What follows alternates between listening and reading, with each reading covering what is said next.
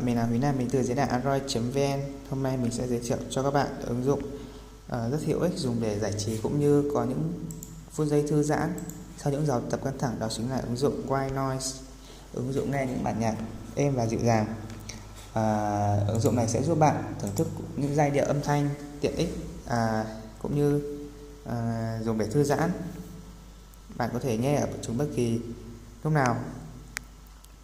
Đầu tiên khi mở giao diện ứng dụng, bạn sẽ nhìn thấy hình ảnh rất nhẹ nhàng, âm thanh thoải mái, sẽ giúp bạn có những phút giây thư giãn khi sử dụng ứng dụng này.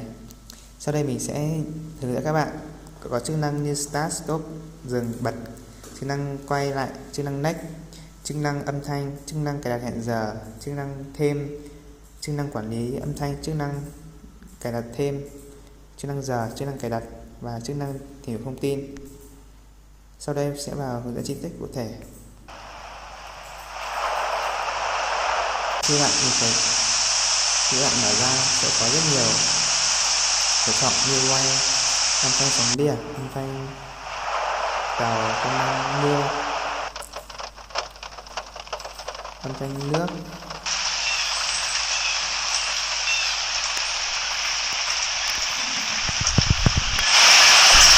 có thể điều chỉnh volume to nhỏ.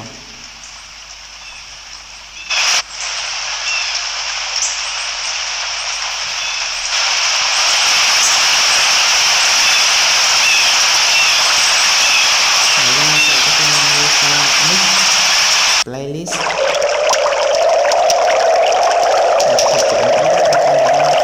rất thiên nhiên nhẹ nhàng.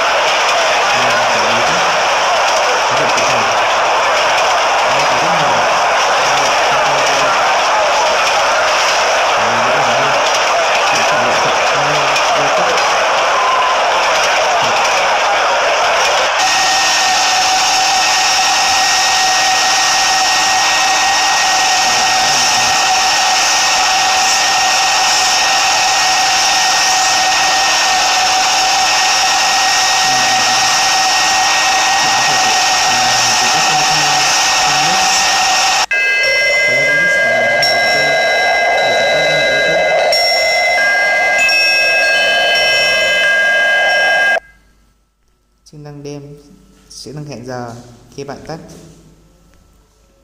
tìm hiểu thông tin thêm. Phần cài đặt sẽ có các cài đặt sẽ giúp bạn điều chỉnh dễ dàng như device volume, sound volume, blank pitch. Nói chung các ứng dụng này sẽ giúp bạn nghe âm thanh chính xác hơn.